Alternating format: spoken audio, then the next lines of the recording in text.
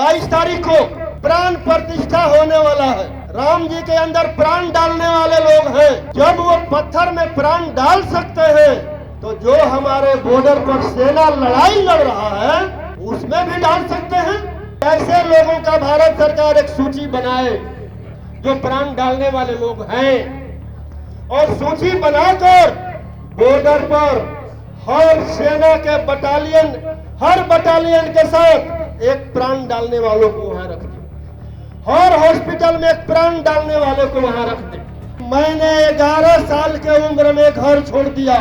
मैंने 35 वर्ष भीख मांग का गुजारा किया। मैंने रेलवे प्लेटफार्म पर ट्रेन में चाय बेचा। 24 के बाद संविधान हट जाएगा और मनुस्मृति लागू हो जाएगा। 24 में नरेंद्र मोदी को मिटाना पड़ेगा। अगर 24 में मोदी नहीं मिटे तो 25 में कोई चुनाव नहीं होगा।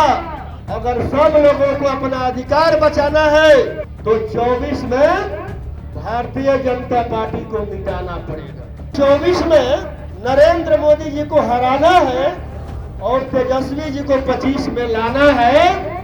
राम मंदिर का स्थापना होने वाला है तो समझना पड़ेगा त्रिशूल और तलवार के खिलाफ अभी पूरा देश में अंधविश्वास फैलाया जा रहा है। हमको अंधविश्वास, जो लड़ाई हमारी है इस बार 24 की, अंधविश्वास पखंड,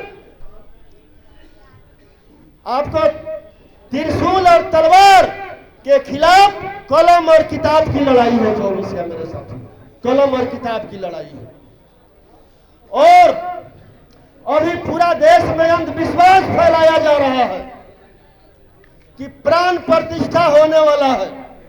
राम जी के अंदर प्राण डालने वाले लोग हैं 22 तारीख को। तो भाई जो प्राण डालने वाले लोग हैं, ऐसे लोग तो देश के लिए बहुत कारगर साबित होंगे। और जब वो पत्थर में प्राण डाल सकते हैं तो जो हमारे बॉर्डर पर सेना लड़ाई लड़ रहा है उसमें भी डाल सकते हैं। जो हमारे हॉस्पिटल में हमारे लोगों का देहांत हो रहा है उसमें भी प्राण डाल सकते हैं। तो मैं भारत सरकार से आग्रह करता हूं कि ऐसे लोगों का भारत सरकार एक सूची बनाए जो प्राण डालने वाले लोग हैं, और सूची बनाकर बॉर्डर पर हर सेना के बटालियन, हर बटालियन के साथ एक प्राण डालने वालों को वहां रख दे ताकि हमारा सेना शहीद हो और उसमें प्राण डाल दे। इसके अलावा हॉस्पिटल में हमारे सारे स्पेशलिस्ट डॉक्टर हैं, एक प्राण स्पेशलिस्ट डॉक्टर का कमी है। हर हॉस्पिटल में एक प्राण डालने वाले को वहां रख दे ताकि हमारे लोग का मरे और वो प्राण डाल दे। अगर वो प्राण डालने में असफल हो जाते हैं, नहीं डालते हैं, तो इसका मतलब क्या होगा? पूरे देश में पाखंड फैला रहे हैं, अंधविश्वास फैला रहे हैं। और पाखंड और अंधविश्वास फैलाना अपराध है कि नहीं है? अपराध है ना। और ऐसे अपराधियों को कहां होना चाहिए? जहां होना चाहिए वहां भारत सरकार पहुंचा दे, हम यही आग्रह करेंगे। लेकिन फिर इस 24 के ही चुनाव में मनुवाद का ही प्रयोग किया जाएगा।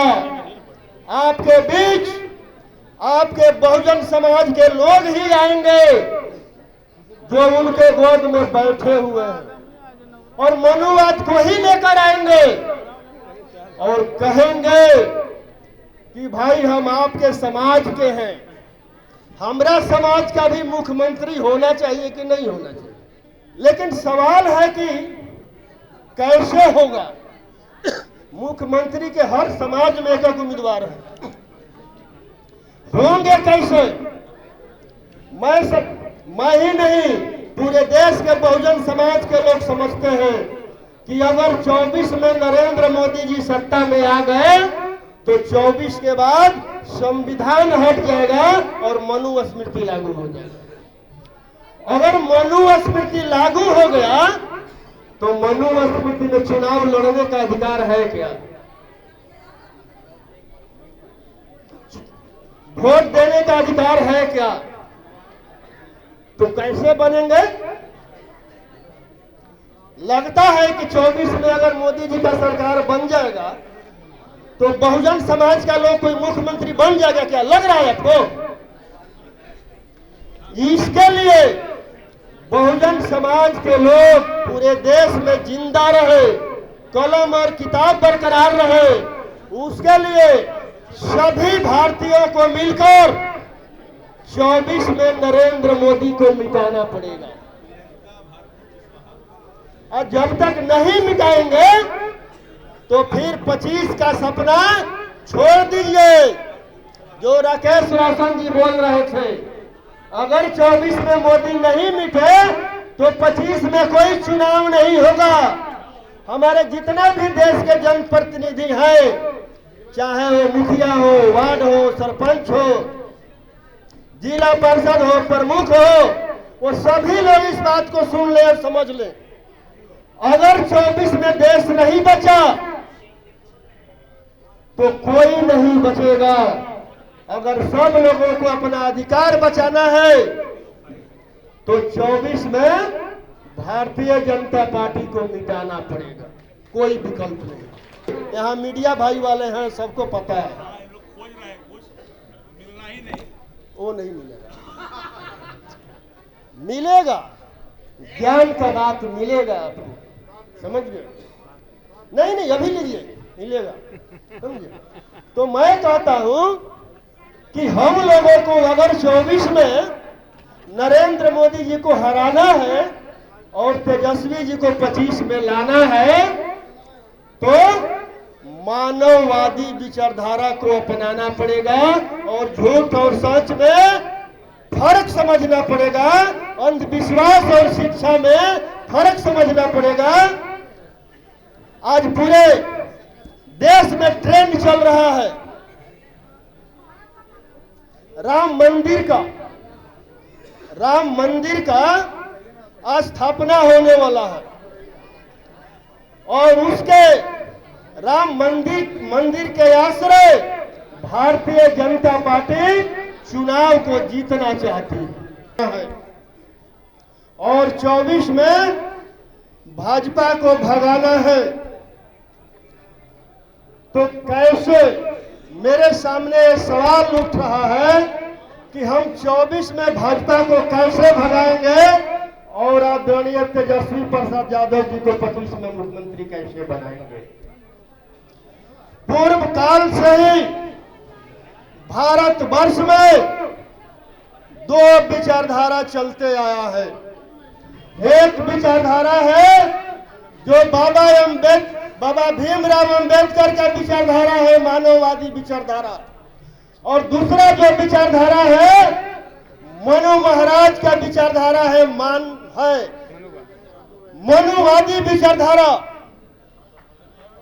तो जब तक हम मानववादी विचारधारा को लेकर नहीं चलेंगे और मानववादी और मनुवादी में हम फर्क नहीं समझेंगे तब तक हम 24 में भाजपा को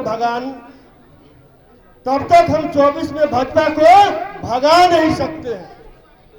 चूंकि भाजपा जो 14 में आया भारतवर्ष के सत्ता में, वो मनुवाद विचारधारा को ही हमारे सामने रखकर आया था।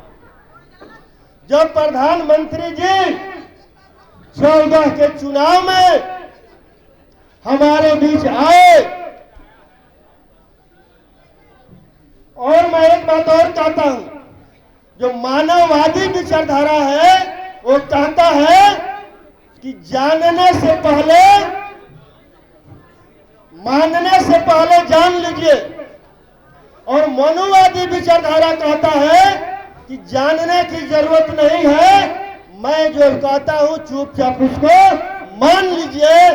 तो नरेंद्र मोदी जी ने जो आज भारत के सत्ता में बैठे हुए हैं, उन्होंने 24 में आया और मनुवादी विचारधारा को लेकर हमारे बीच आया और उन्होंने कहा कि मैं जो कहता हूं उस पर आपको जानने का जरूरत नहीं है, चुपचाप उसको मान लीजिए। और हमने वही अपनाया।